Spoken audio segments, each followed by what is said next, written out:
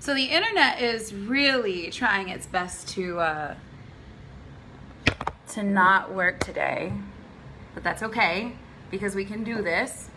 Um, Absolutely determined to bring Nesma on today, and we've had technical difficulties, which I do apologize for because I know people have places to go. I think we have it worked out now. Um, I think we have it worked out now. So I'm just gonna bring her on now.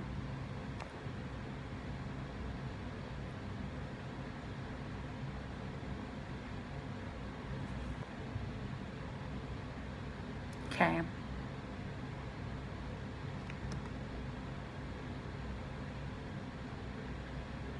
We're going to be talking about Darfur. We're going to be talking about Sudan in the, excuse me, in the post-revolution era. Really not even post-revolution, given the fact that we are still fighting for equal rights for all. Right now in Sudan, across Sudan, we're seeing people fighting to have equal rights. So there's a very special guest who's going to be joining us today, and she's going to be sharing her story about what it felt like having to leave her home, having to leave the only place she knew as a child because it wasn't safe enough for her to be there as she was growing up. So we are waiting for her to join. She should be here in a moment. And I think we can all be patient because we've known our own technical difficulties in the past. But she is on her way. She is a mother. She's a teacher. But she's also a survivor of genocide. Someone who's actually experienced what it feels like to go through genocide.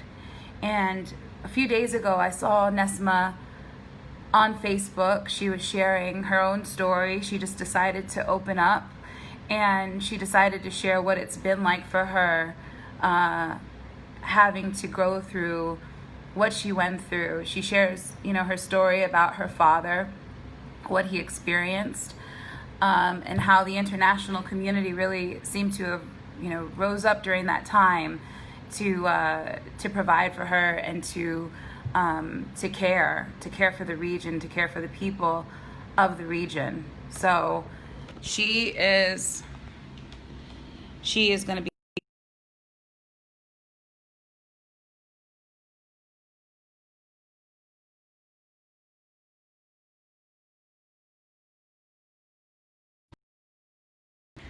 She is going to be joining us and just sharing what that experience was like for her.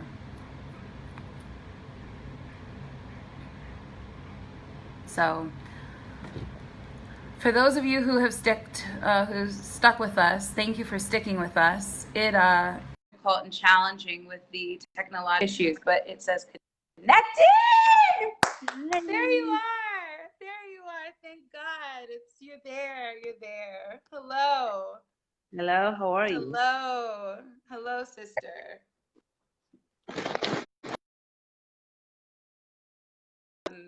For the technical difficulties. I am so sorry to the audience, but I am more sorry to you because I know that I told you that I would have this working, and it was being difficult. So I am so sorry. How are you? I'm good. Good, good. You In know, the work. what did you say?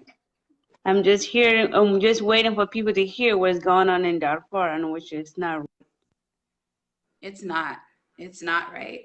Can you hear You me? so graciously put out a video last week um, detailing so passionate and why you cared so much about the situation that's currently ongoing in Darfur.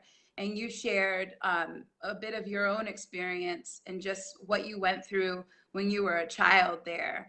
I was talking about you a little bit prior to you joining the call, and I shared that you are a survivor of genocide. You're a person who lived there in Darfur. You loved it. It was your home. You have fond memories of being there as a child, until the war started when you were 7 years old.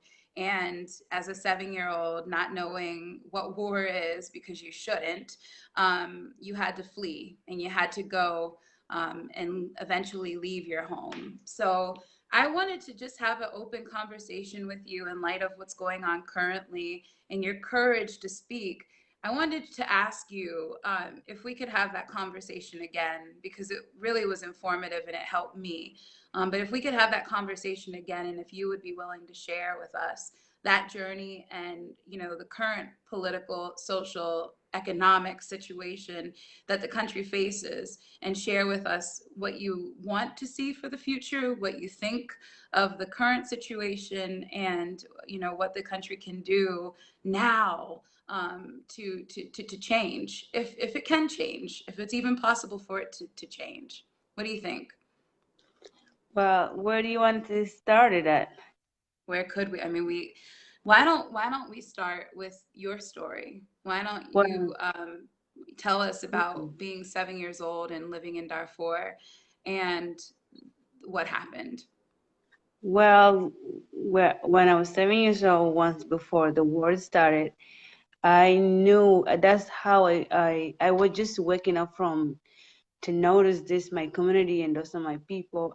Everything was peace to me, and we were happy. We were like mostly farmers, and it was the Eid al-Dahiyya, which was which everyone was celebrating at the time.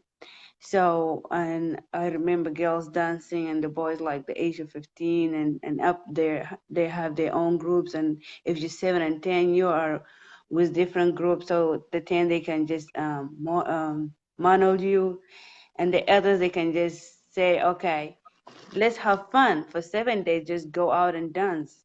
That's how Darfur was. That's how I remember was everyone is there for you. We support one another before this war happened.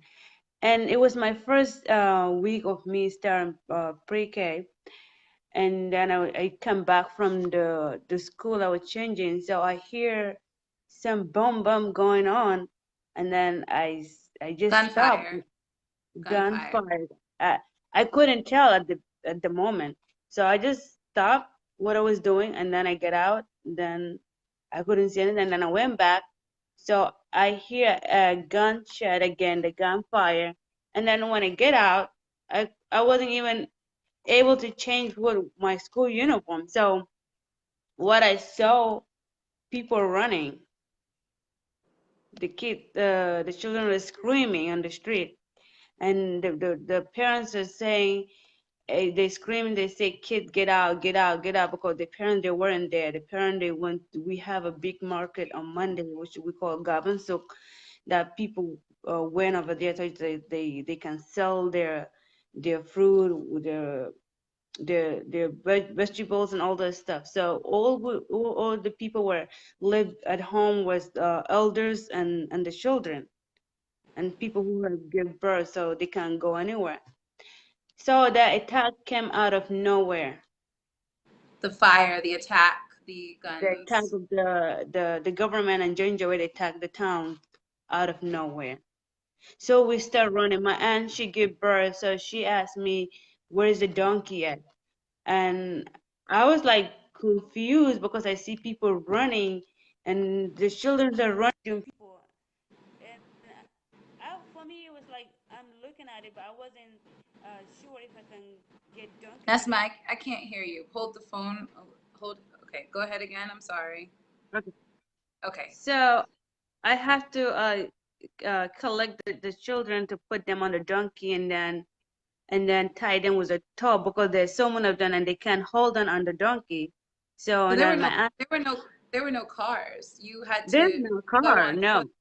Yeah. So Yeah. we were just there's no time for you even to look for anything to take it with you. You have to run for your life at the moment.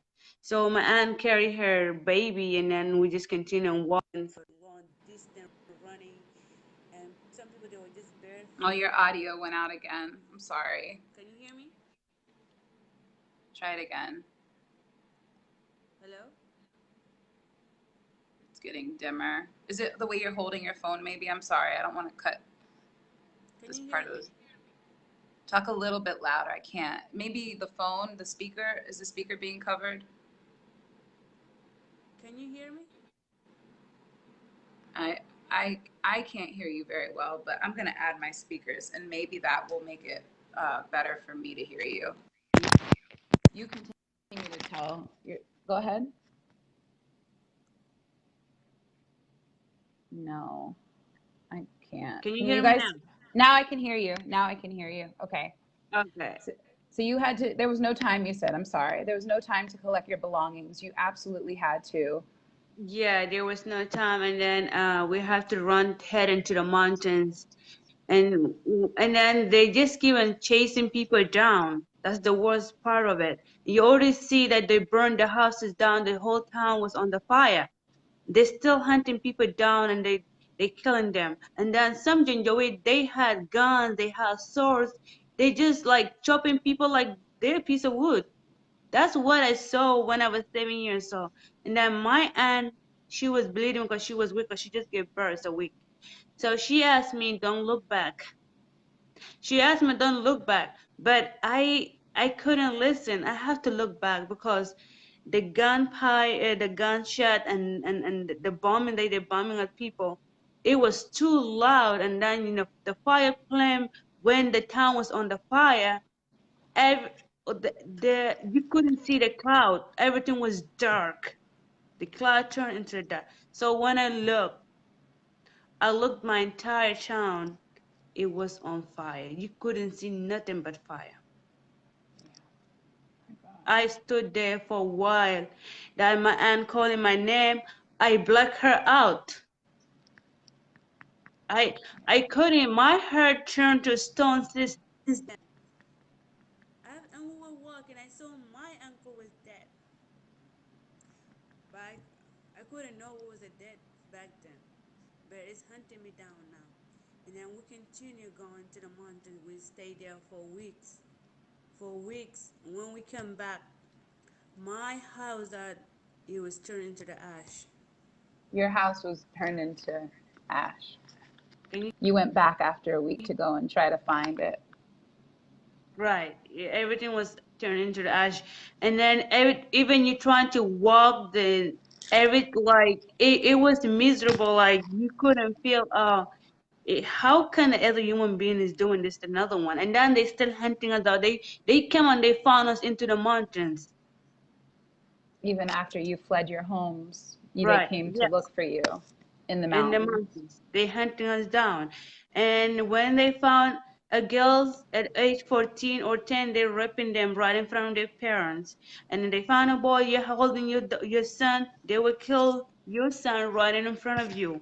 And if you spoke, if your mother, you say something, they will rape you and they will kill you. And it wasn't fair to me to see all this at age of 7. And then after that, they chased us. We went to different mountains. We were running mountains after mountains. It wasn't safe for us to walk anymore. You No, have to crawl. Even though if you were in the mountain, you have to crawl to save, because you can't stand tall, because they can see you. The government sent helicopters to look on people down. Like people were there to find people who had been running from the yes, to find people. villages They were hunting them. No one was able to wear anything bright. because you would attract the attention of the Right. forces who were looking for you. Yes. So you And had then to wear, you had, and we didn't probably have a travel, clothes. We were having the last clothes that we were wearing. because you didn't have time to take anything with you, of We course. didn't have time to take anything. Wow. And that moment, we were just in the mountain, sleeping with no food. We're drinking the water from the leaf drips, and we eating this eat whatever's there, so you can survive. At the moment, we thought it was okay. A month later, in the mountains, they attacked us at 3 a.m. I remember this day. So my dad was separate. My brother now he's in America, but he got a his knee was twisted because he fall down. Trying to So flee, trying to get trying to away. run. But So they attacked you when you were sleeping. You were doing nothing. You weren't yeah, even, you were sleeping yes, we were in the in the mountain. mountains. Right. Yes. And we weren't able to cook during the daytime because they can see the smoke. So it has to be dark so we can start cooking. So you didn't eat all day. You were drinking water that was not safe, probably. Right, And you didn't have any clothes. You didn't have any money, of course, because who has money whenever they have to flee?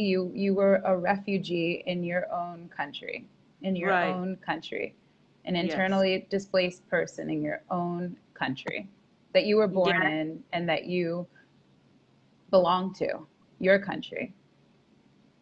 So yes, and they went. There was the time that we were surrounded. There was no place to hide. We were in the mountains. They come and they hunt us and they put us all under the trees. All the women, the men, they were killed. There was not a spot for you to step in. Just the blood or the person that you know is laying down there, and the eyes that was staring at you. That was That must have just been something. scary. And you were seven. And you, I mean, you I was vividly seven. remember every single bit of this. It was But traumatic it's experience. It was, hunting me down. Now I have a nightmare because of it. It's yeah, hunting me down. How could I forget? yeah, I know. How could you And forget? I saw the woman. They come and take women. They go rape them. They rape the woman right in front of you. 7 years old seeing that. In this war, I don't understand why. And then after that, we have to flew to the neighbor countries. It was sad. So Even you and the fled. yes, we But flew. but before we talk about that, can you tell us what happened to your dad? Oh yes, my dad was with us in the mountain when they attacked us again. We were separate. So they say he was dead, and they told him that your kid were dead as well. So, but then when he was trying to help others to skip the war from the government militaries, so the rock has fallen on him, and he was shot in his shoulder and his back. So he wasn't able to survive. So he was lost. So and then they wanted him so that they can kill him. So when they say, oh, the this person, I don't want to say his name because they still wanted him. So Yeah. they said if we found him, we have to kill him. And and then my father wasn't able to escape until he said it was like a week after that he managed to pull himself under the rock. And then what happened? He lost some piece of bones on his back. Yeah. And then he said he wasn't able because people pick him like piece of meat, like he wasn't able to talk. His lips was dry, his body was dry, and somebody took him and they hid him under the trees for a couple of months, and they used to like people were immigrant too. They were refugees. Someone had to come and give them food while no one was watching them. How And did then that how has that experience affected your father? when my father is not able to work anymore, 'cause if he carry a gallon of water, his muscles is just swollen, and he's not able. All his body is shaking. Now he's sick, but he's every day he's complaining. My muscles are hurt. I can't eat well. I can't sleep well. My feet are hurting. My back is hurting, and there's no medicine for him. Oh man. Um, so your family had to leave Sudan and go to Chad, but you still Yes, have family in Sudan. We'll talk about that in a I moment. do But have a family. All my relatives are in Darfur. currently, Yes, and given the revolution of 2019, where we were yelling for freedom, peace, and justice for all, Darfur stood up, Port Sudan stood up, the Nuba Mountains stood up, people from South Sudan living in Khartoum who have also been treated as second class citizens by the Right. Bashir government stood up together. Considering it's been a year and we've got uh, Hameti and Burhan in power, and we've seen a recent escalation in violence against peaceful protesters who are demanding human rights, really, human rights in a pandemic. What are your thoughts on what's happening right now in Darfur? Well, in Darfur right now, as I'm speaking to you at this moment, they are killing people. As yesterday, they murdered so many people. They being killed. They burned their houses down. And I think it was the mistake for Hameti and Burhan that to select them to be, as they already knew that those people they are killer, they wanted by international court. They shouldn't be there. Really And it's a quickly, Hameti is not wanted by the International Criminal Court. He should be. He should be. He should be wanted by the International Criminal Court. Burhan actually isn't named in those indictments either. They are a part of the summary. Their names are a part of the summary, um, labeling them as leaders, a part of the Bashir military apparatus. Bashir is the one who faces 5 counts of crimes against humanity and is wanted by the International Criminal Court. But it's a failing, I think, of the International Criminal Court to not identify Hameti as a murderer who belongs to the Janjaweed and the RSF and is responsible for the killing of hundreds of thousands of Darfurians. And I hate to say Darfurians as if Darfur is a part of another country. Darfur is a part of Sudan. Darfur is a part of Sudan and has been denied equal rights, equal citizenship, equal protection under the law whenever the government made the mandate and the order to hunt people who live there. So if we want a true revolution, if we want the ability for everyone to enjoy love and equal citizenship and protection under the law, then has it disappointed you like it's disappointed me, honestly, that there hasn't been more of an uprising and support for Darfur right now? Well, as you said, Hameti should be wanted by international court and the Burhan because they were there. They started the war, and Burhan he told Darfurian that I'm your God. Yeah, How can a human being tell another human being I'm your God? no, right? And now, in 2019, it was the 18 December or 19, then this democracy started to bring new Sudan and equal for everyone, but it's not.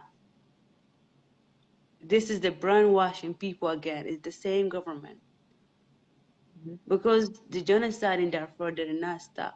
It's even getting worse because now That's they right. have power more than ever. And now the government is silent.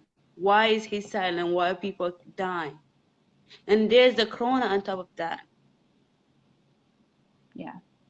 The fact that the prime minister um, did not explicitly say that they condemn the killings in Darfur, to me, felt so disingenuous. It was painful. It was hard to digest the fact that it wasn't directly addressed in a statement issued by the office of the prime minister. How did that make you feel? That make me feel like we're not. They don't want us to be part of Sudanese, Yeah. and we're always becoming a second class citizen. They don't, and also when we protesting for our right, they are cursing us out. They're naming us out that we shouldn't be protesting. There's nothing happening there, but they're trying to deny us from our rights.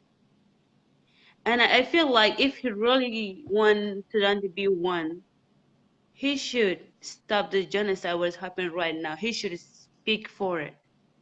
because everyone is waiting on him to say something, but he isn't saying something. What is that telling us? He's saying like, I don't really give a crap about Darfurian. Let them die. It Probably feels he's that the way. problem. It feels that way. It And feels now that way. today we're protesting. They are killing us while we're protesting. And when we ask the military to protect us, they suing us for asking for protection. Exactly. So And who are why they the working for? right? And why do you think that there is so much trepidation or fear around just condemning the killings, saying we stand by and for and with Darfur?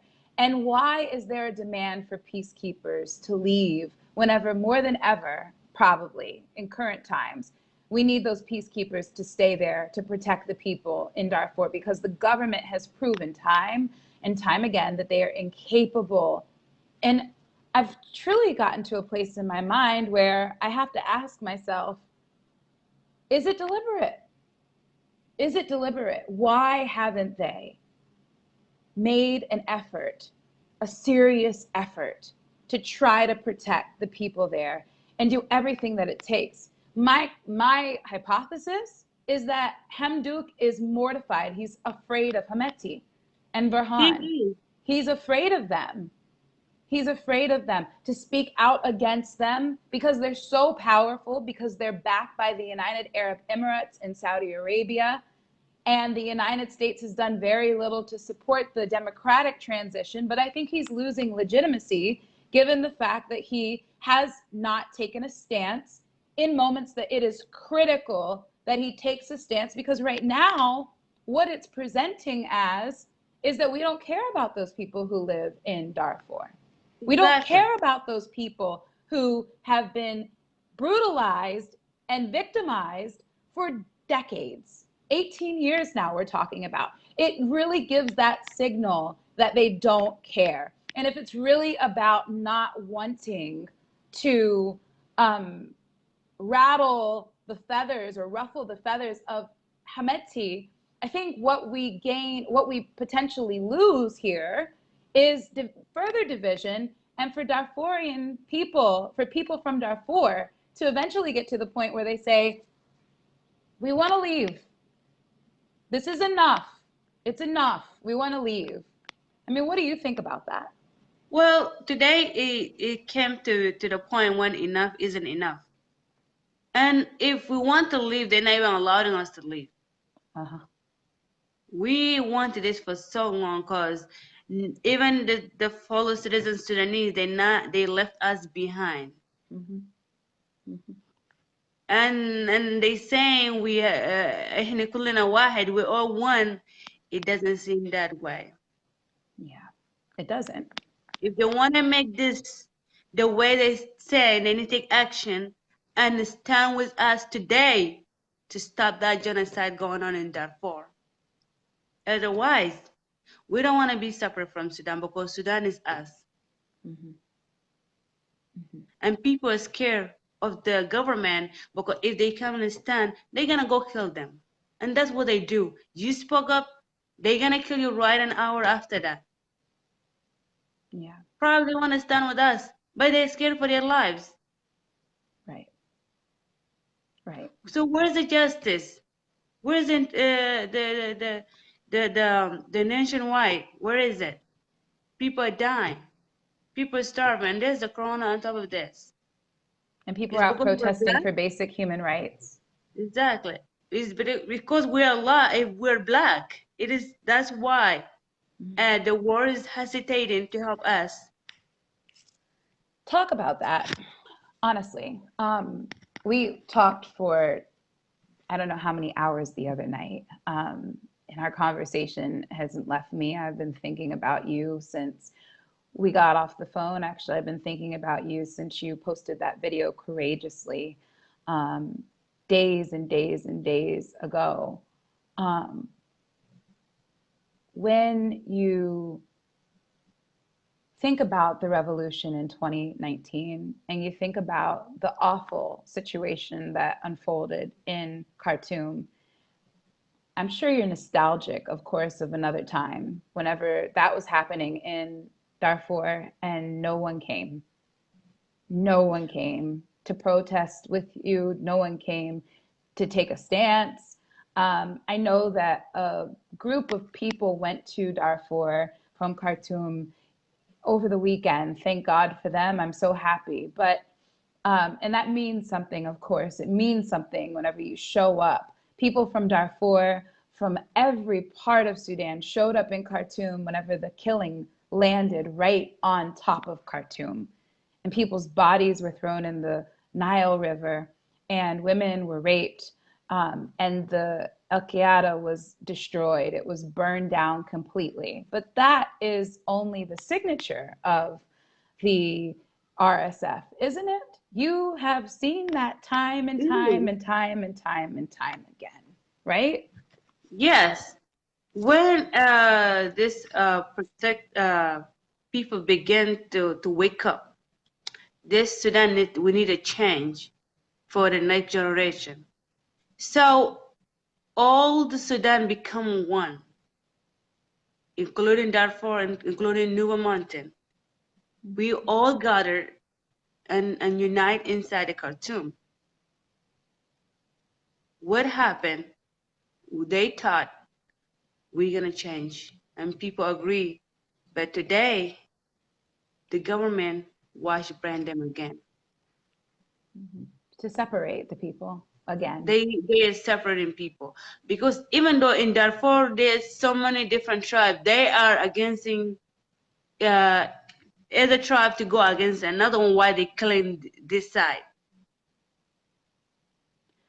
And you said something. You said it's because we're black. We talked about that on Saturday whenever we were on the phone. And, you know, I told you my background, of course. My mom is Black American and my dad is from Sudan. And growing up with this idea of being Black was never a question. There was never a question mark for me that I was Black and that I was very African, given the fact that my mom is a Black American and my father is from Sudan. But it's not that way in Sudan, right? I mean, there is somewhat a bit of an identity crisis amongst people who think that they're Arab, Yes. um, and they suffer from a real identity crisis. What was your experience? I don't want to What ask what your experience was in Sudan because you were so young. You were kind of cradled there until the situation became. it is going on even here too. It's the same thing. The community that I live in is Sudan.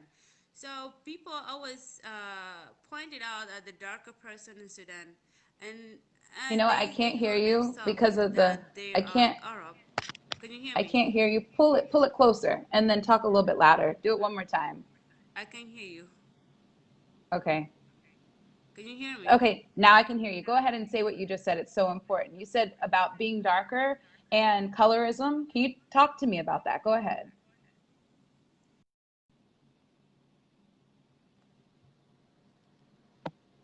Can you hear me? Now I can hear you, my love. Now I can Okay, I hear can you. hear you. Yeah, What we was were the? talking about colorism. We were talking Yeah. about colorism.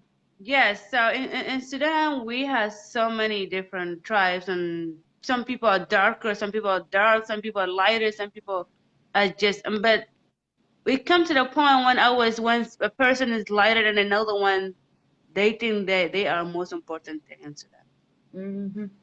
Hmm. This is Okay, anywhere where the colonizer has been. They feel this way, it honestly. shouldn't But be like that. no, it It shouldn't, shouldn't be. Now, when you're darker, they calling you names like a slave, even in Sudan. But especially in Sudan. yes, but they don't understand that Sudan itself mean black. Exactly. Sudan. The word Sudan means black, land of the black people, Black, correct? yes, So, oh, we could talk about the Arabization of Sudan and what the mentality that it brought, right? And you've got these yes, people who will say, "Oh, I'm Turkish," or "I'm I don't know what they say, but they say anything but being African, right?" They don't want to accept themselves as being African, and they are African. They Because if they go are. to Middle East, they're not accepting them as they Arab. They will see you as your African. Say that again. Wait a minute. I They want to will, make sure everybody heard you. they will Say it accept again. you as your African, no Yes. matter where you go. Yes. No matter where you go, especially if you go to Saudi Arabia and the United Arab Emirates and Qatar and everywhere else in between, you are considered to be, or Lebanon, let's bring Lebanon into the party as well, Right. among all these other countries, Sudanese, you are very much so considered to be black, right? Exactly. So to Yes. go to be in your own country and uh, to maintain this idea of colonial ideals that we are the white skinned people of Sudan and the others are not. I mean, how has that? Because the reason why that's important to talk about is because of something that you shared with me about when they came to your village when you were 7 years old, when they came to your home, you know that they were saying things about killing black people. Is that right? Right. Tell They me about said, that. this is what they said. I was actually in the mountain when they hunted, they whispering. They say, "Oh, we're here to clean you out, so we can take the land." Yeah. They said out loud in Arabic, and some people they knew Arabic, so they translate. They say they're here to wipe us out because they were killing a child, older, younger. They were killing anyone. So they finally gave us the message that we're here to clean you out, so the land can be empty. So that others can come in and use that land because Darfur, if I can use the map behind me, the topography is, well, this map doesn't have it being green. It has all of Sudan being a, oh, uh, now? Can you speak louder? How about now? Can you hear me better? No. Can you hear me better now? I hear it was low. No, I bet you it's an echo. I don't know why it does this, but sometimes it does this. Let's see. Let me try it one more. Maybe two and see if it works better if I move. Can you hear me? Speak more. Can you hear me? Testing one, two, three, four, five, six. It's not clear. I bet. How about now? Not clear. No? I don't know why it does this, but you know what Okay, I now can do? I can hear you. You can, okay, so I'll stay right here. I won't move. I won't Let's go. move. You, not to laugh, because what you said was very serious. You said that whenever you were in the mountains, that you heard the soldiers coming. The not, it's not even right to call them soldiers, because they are the RSF, the Rapid Support Forces, the Janjaweed, which means evil men on horseback. You know, they were a militia force, a paramilitary militia force that was contracted by the government of Sudan, that was contracted by Omar al-Bashir to go into what you just detailed, to remove the people, and that involved killing, so that they could occupy that property, so that they would be able to um, lease that land and allow folks to use it. And the process, the RSF is really how do I use this word? I don't want to say perfected, but they have a methodology that is very easy to know that they did it. First, they come and they kill as many people as they can.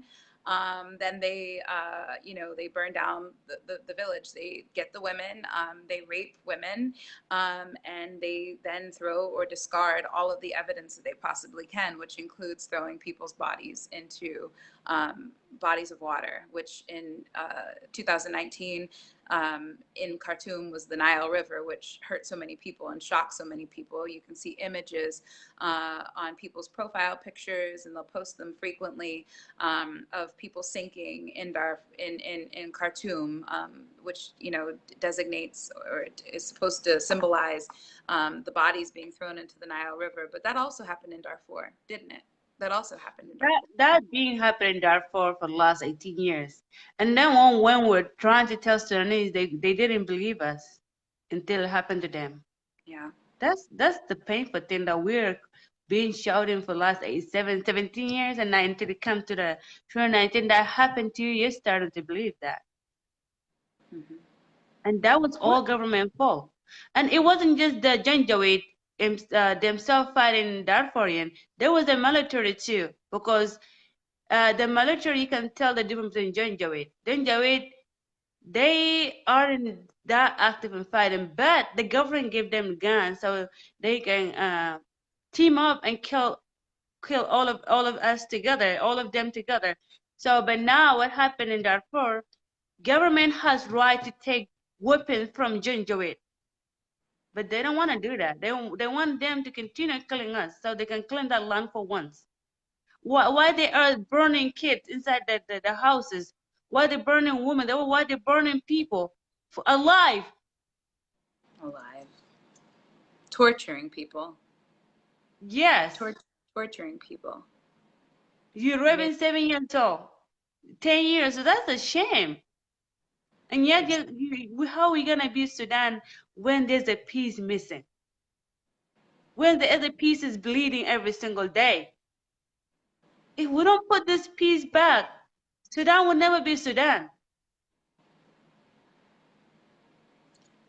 how do we get out of this? What do you think the people of Darfur, the people who live in Darfur, what do you think the people would like to see the most? What do you think they?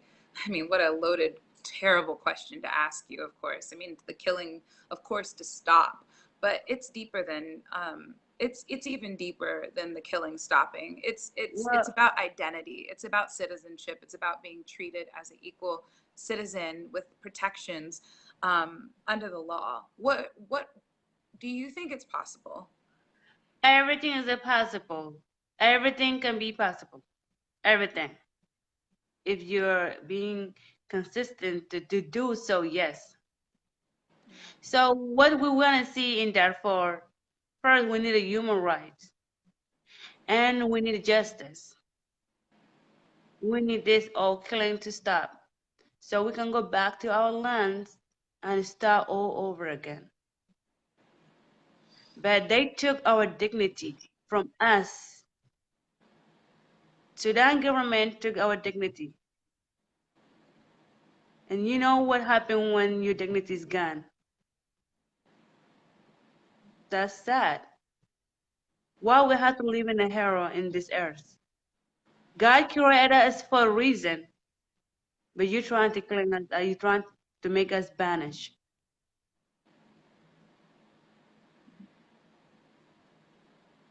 There's just And so much today, pain. I mean, it is I too mean, much pain. there's We just so just much want pain. justice and peace and human right. And no one is better than nobody. Whether you're light skin, whether you're black, whether you're white. Under beneath your skin, you're bleeding red blood. We have choices to make better for this life. I don't want to see the next generation of Darfur to go through exactly the same thing that I went through and now is happening in Darfur. I can't sleep. I'm dreaming this. It's sad. Do you think that people in Darfur, living in Darfur and living in the diasporas around the world, because of the forced migration, do you think that there can be? Do you think that one day there can be trust restored? You think that Trust? trust?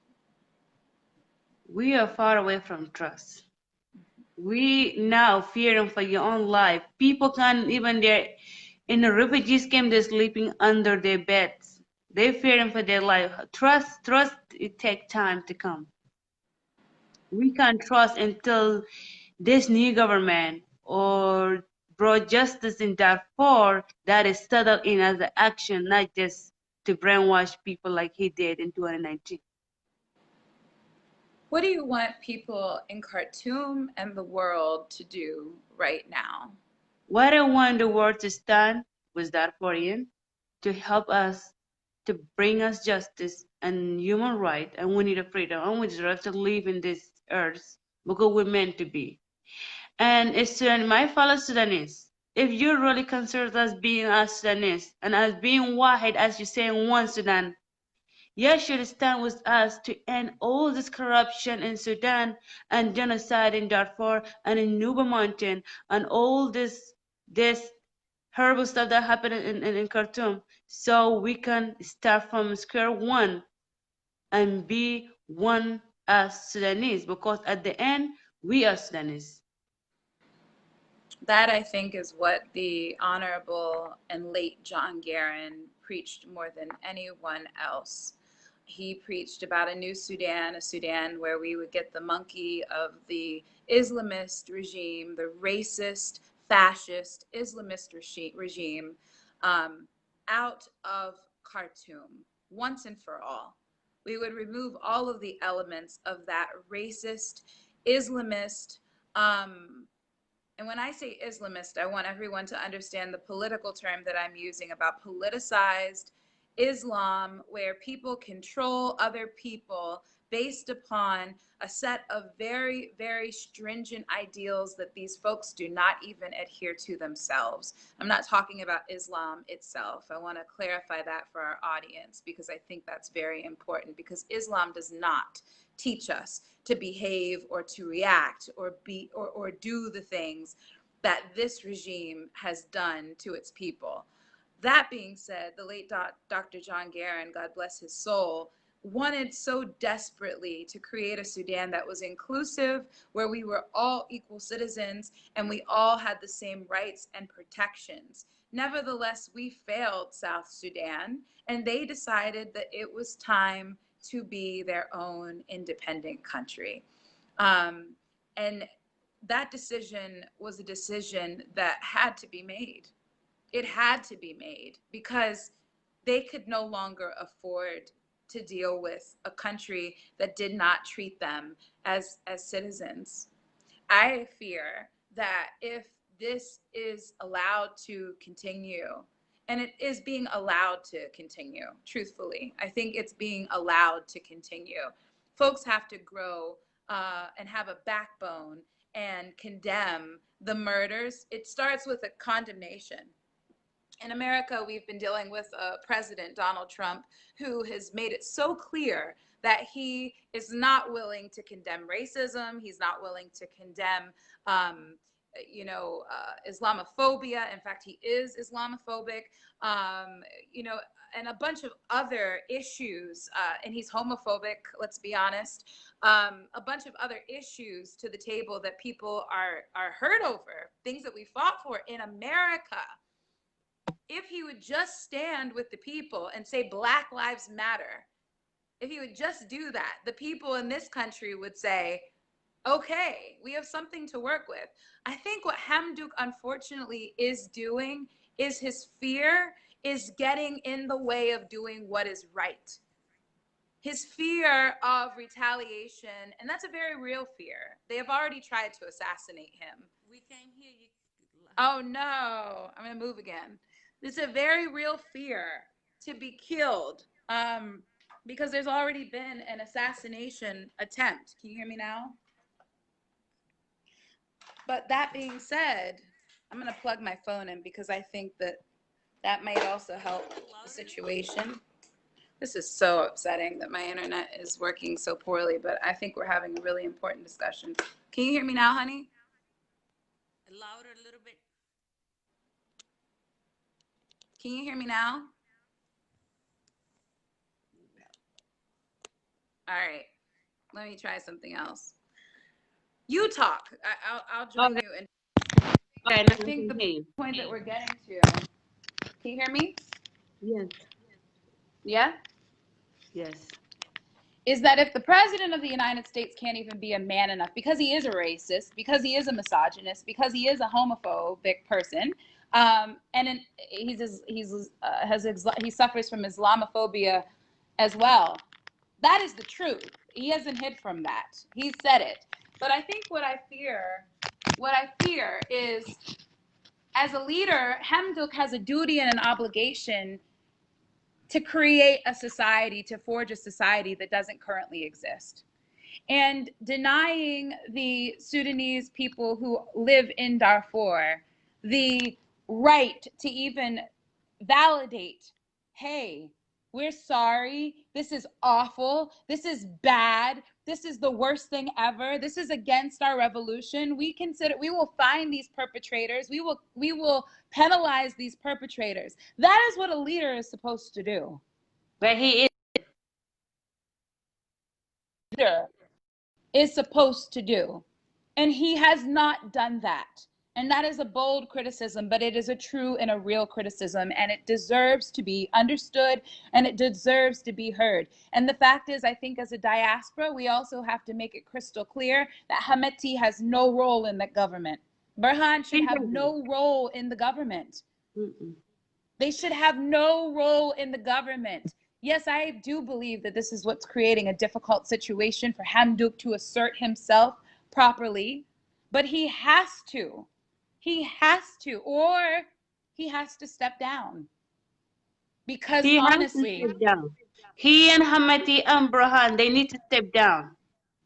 yeah. Because if they did it, I don't think the Sudan would be Sudan again. It will never be when those people in the office. That's right.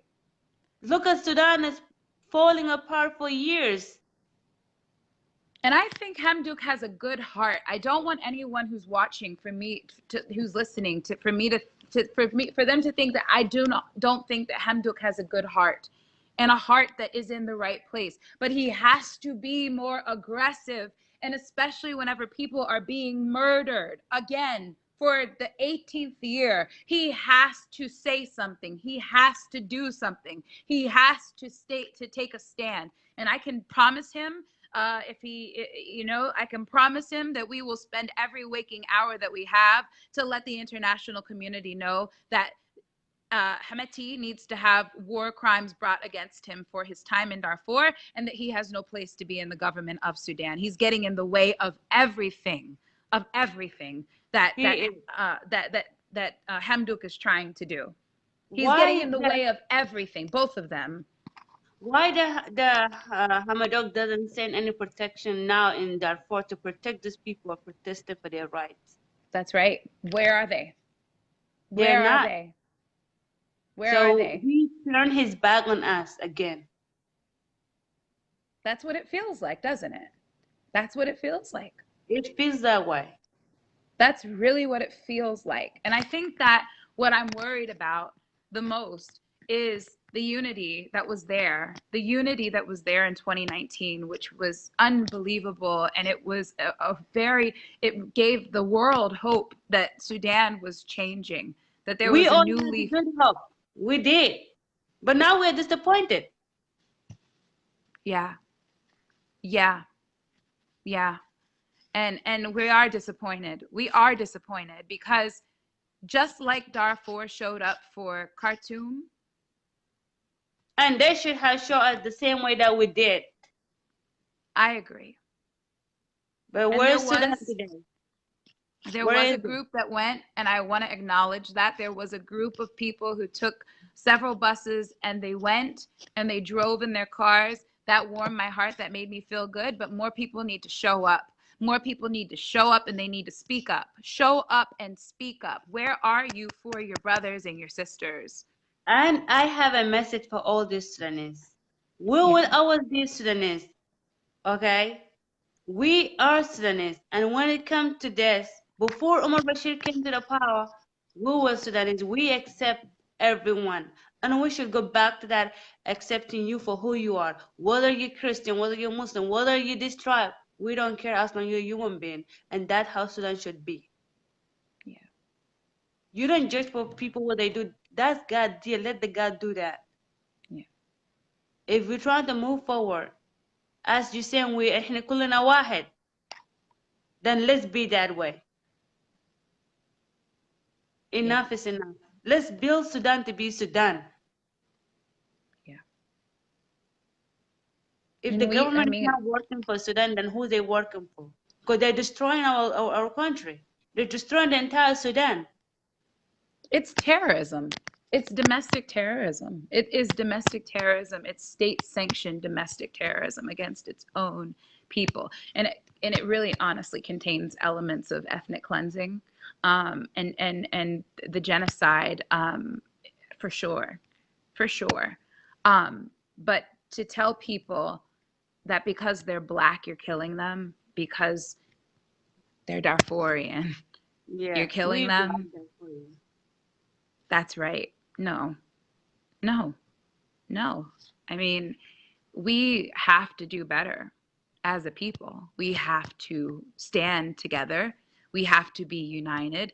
We need more people. I know it's a pandemic. It is a pandemic. It's a pandemic in America. It's a pandemic in every part of the world. And Black Lives Matter, and Black people are standing up to say Black Lives Matter in an era where we are facing police brutality in the United States and people are protesting for human rights. So in Darfur, if you criticize folks for standing up for human rights, every single person who is from Darfur, who lives in Darfur, has a target on their back just because they live there. Right. Because they live there. Think about that. They live there, so they have a target on their back. And people are protesting. Think about protest movements all over the world. They're protesting because they're afraid, because they are fearful, and because at the end of this year, the United Nations peacekeeping unit is going to be leaving Darfur. Let's be honest about that. They're going to be leaving Darfur. Who will protect them then? Even though, let's be honest about that, the unit doesn't help. They're there, people still getting killed. So why are they there? And if they trying to help people to say to protect people, they should do their job. They should. They should do a better job. They should do a better job. I mean, what we need an investigation, an independent investigation at that, not just an investigation that's conducted by the government of Sudan. That's a conflict of interest. That's a conflict of Exactly. interest. We need an independent investigation into what occurred last week. We know for a long time what's been occurring, but we need to identify a particular period of time with this escalation of killing, isolated killing, but it's widespread. It is widespread throughout Darfur. It was in Borno, and it was also, we experienced a lot of killing in Al Fasher, and I think in parts of Niala, if I'm not mistaken, there've been killing in these areas, Yeah, and other places. Forgive me if I haven't mentioned. Where was the killing over the weekend? Do you know what city that was it in? was Al Jinana and Kutum. And Kutum, right, right. I know Jinana too. It happened yesterday It happened and today. yesterday and today. Currently, as we speak, people are living in fear, hiding, trying Yes. to make sense of how last year we were all fighting for a revolution, and this year we're still dealing with the killing that we've been dealing with in Darfur for over 18 years. And we don't want to go over this for the next 18 years. Even for a month, this is enough. We deserve to go back to our lands. And today it come to the point that people being farmers, they don't allow them to go back. They say, this year you're gonna starve. And this is true. I mean, Relief Web released, some of their research or predictions for the next couple of months. I think they're good for 6 months, so January of 2021, and have indicated that over 9.6 million people in Sudan are going to starve because of growing in food insecurity. Food insecurity. The bread. They How don't can have a how can the security. bread basket of Africa one time the bread basket of Africa be dealing with food insecurity? How? How? Can How?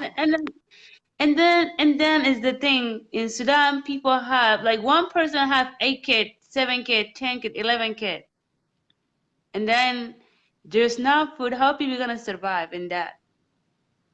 Why you fearing your life? Why You're not even thinking about education. You're thinking what I'm gonna eat today, What am I going to eat today?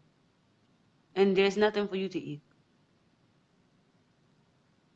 No Why? electricity. What? There? No. Well, why we have to go through that? It's a shame. Right.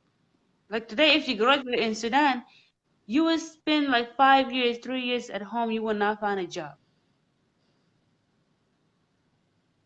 No. And what does make you feel? Like people are getting mad. They say, "Oh, I'm in my own country, but I can't find a job." And when they're trying to go outside of their country, they can't go because they don't have money. How they gonna travel? No internet. Not no internet at all. Even the Sudanese government is blocking out people from the internet. Right. Because if they have internet, they can come and talk, and the war will hear what Sudan is going through. They don't want that. No. So he's controlling everything. And we mean, Women, Hemiti, Brahan, hmm and Hamadog hmm is including too because he's in the office. enabling them. Enabling them. Again, I acknowledge it's a terrible situation to be in. He has already had one assassination attempt. He has already dealt with um, increasing insecurity, both public and non-public issues that we have yet to hear about. But despite that, people in your country are dying. They're being killed. They're being killed. You have to speak up. You have to speak up. You have a duty and an obligation to protect and to serve the people of Sudan and to ensure that this transition to democracy is successful. You cannot do that whenever you have one isolated group of your own people continuing to endure attacks. You can't. You have to speak up loud. But We he can't hear isn't. you. No, no. So what that's telling us? It's telling us that, oh, we're not here for you. We're only here for Khartoum, but Khartoum is in Sudan. Khartoum is not the only place in Sudan. That is, I think, what everybody has been saying this week. Sudan is not only Khartoum. Sudan That's right. was the largest country in Africa. But because it could not resolve its racism, because it could not resolve its sexism, because it could not resolve to make sure that everyone was treated as an equal citizen with rights and protections under the law, because Sudan couldn't respect human rights and dignity, it has been split right at the core. And it might even, unfortunately, be split again if we cannot reconcile with treating each of our people the way they want to be treated. You told me you don't want that. I obviously don't want that. But I'm being honest with you. If you're in an abusive relationship, no matter how much you love that person, the abuser, you have to leave that relationship. Oh yes, you have to, because you're gonna get tired at the end. And we are tired now as Darfurian. It came to the moment that we cannot take it. Yeah. Yeah. Now we have to stand up for our right. And in the meantime, that we're starving. We are weak. We don't have a medical care. We don't have anything. So if we want to move forward, we need this justice, human right, and the freedom. And they should treat us as like we're human beings. We're not animals. No. That is every human's right, no matter where you're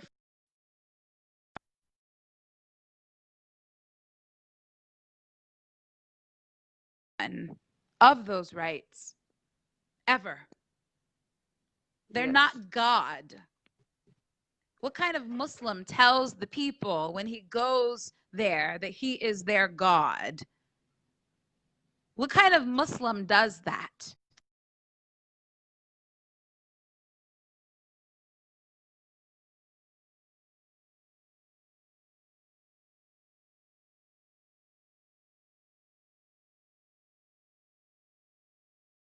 Here we go.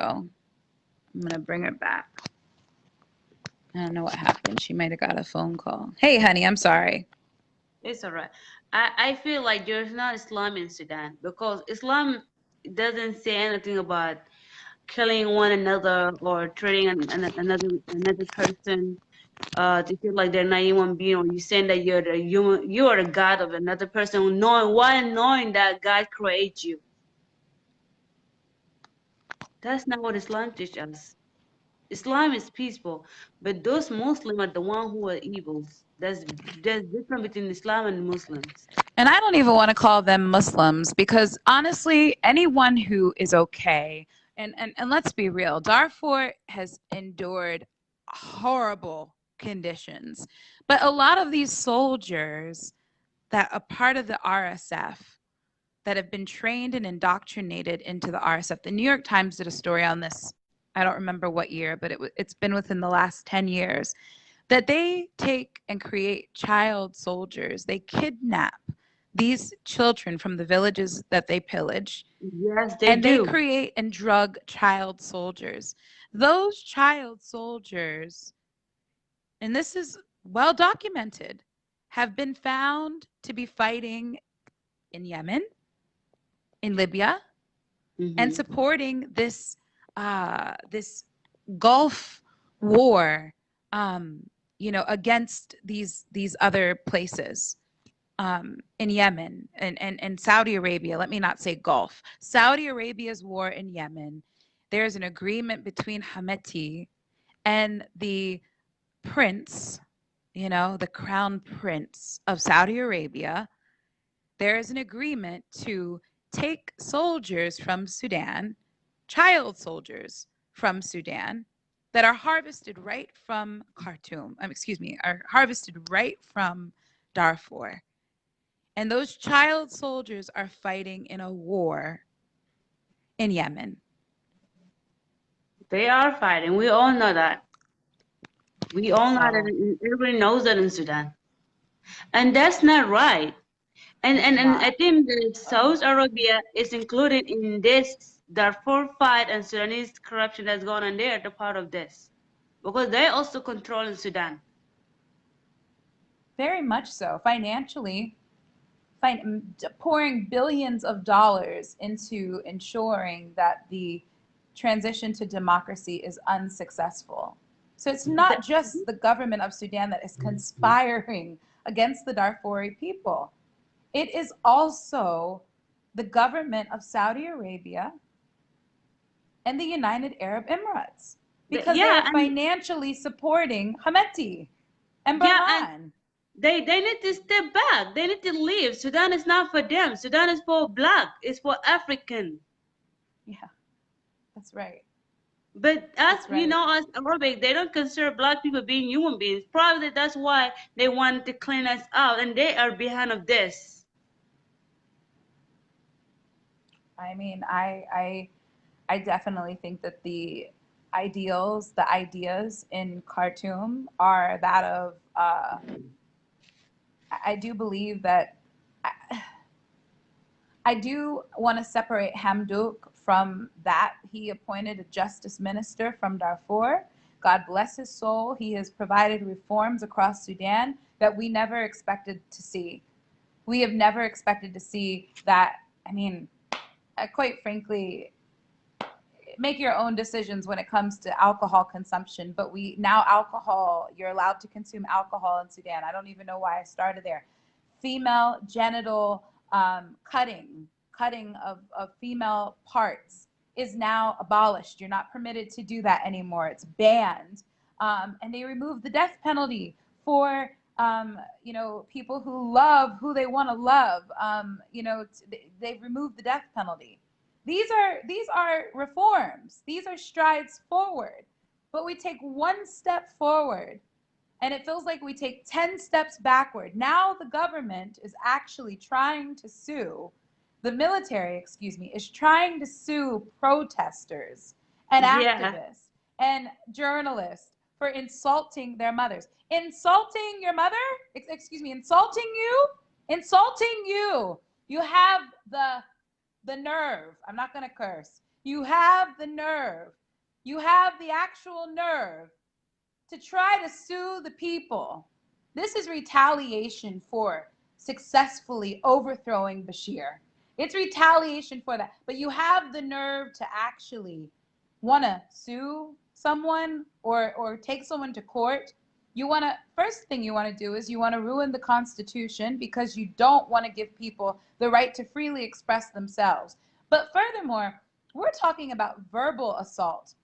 Let's talk about the blood that has been spilt from all across Sudan, including South Sudan, including Port Sudan, and continuing to always include and highlight Darfur. Darfur.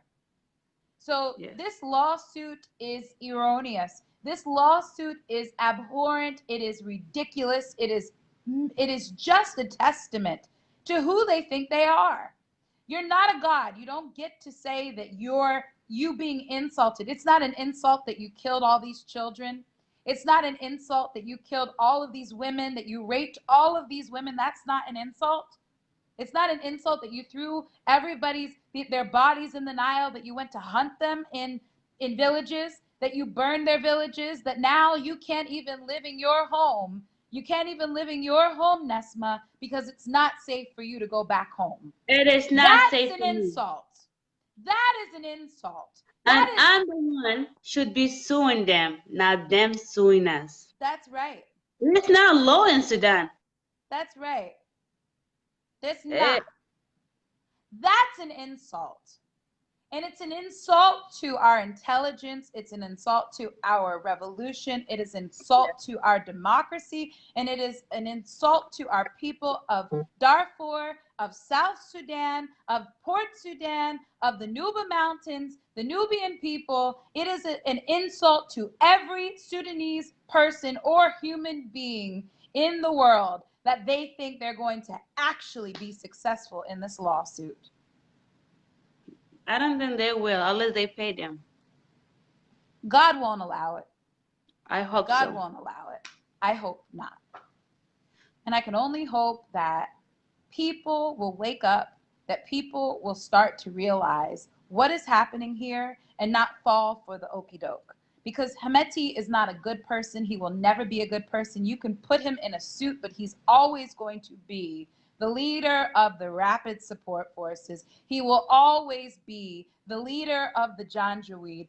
He will always be a murderer and a killer. You can But repent that's if what you we want do. to. Go somewhere and repent by yourself. Go ask for forgiveness somewhere by yourself. You don't deserve to repent. If you think you're repenting, you say you're repenting in front of the whole country, and then force people who know that you killed and you raped their mothers and their sisters and their fathers and their husbands. Force those people. Can you hear me? A little bit louder. You can't force those people to deal with A you. little bit louder, please. I'm sorry, my baby. Hello? No, it's acting up. Can you hear me? No. Okay, I'm gonna get up again. Can you hear me now? What about now? Can you hear me now? I can hear you clearly. Uh, the internet has decided to be a hater, but that's okay. I don't know what to do, but you know what I think? I think that we've. What do you think? Can you hear me? Now I can hear you. Oh wow! See, it just wants me to get up and move around. I don't know why, but my dirty house. But anyway, It's okay. you. Don't worry about it. I want to tell you, Nesma, you're a hero. You're a survivor. You're a beautiful, beautiful, mashallah, woman. A beautiful Sudanese woman. A beautiful woman who has honored her country by putting herself out there and to speak about your experiences. I want to thank you for that. I think you really, really informed a lot of people about the history, about the struggle, and what actually is happening on the ground. And how do we fix that? And I don't think our conversation ends here. Fix that. Yeah. I think people can fix anything if they want to. You have to try in order to see if it's gonna succeed or not. So I how we gonna fix it? I think we all have to unite as Sudanese that can work together from square one to the end, step by step. Exactly. First, let's end this genocide going around across the Sudan, and the corruption that's going across the Sudan.